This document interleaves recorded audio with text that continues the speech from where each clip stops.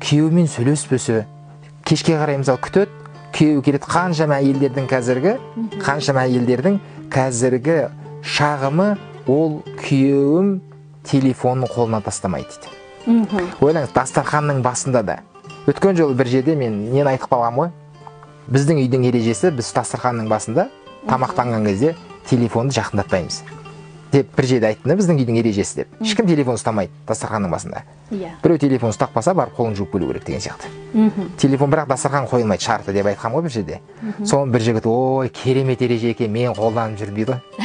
Мысалға, бір қарасаң қарапайым дейді. Қарапайым не? Өйткені біздің бір қолымызда қасық, бір қолымызда телефон болып тұр ғой қазір. Одан кейін ойымыз, көзіміз, назарымыз әйелде емес. Ол мысалы әйел адам үйде отырды дейік. Таңертең күйеуін шығарып салды, бала шағасы бар, мысалға деймін, біреуін бақшаға, біреуін мектепке шығарып салды, қарсы алды дейді. Сөйтіп күйеуіне деп дайындалады ол.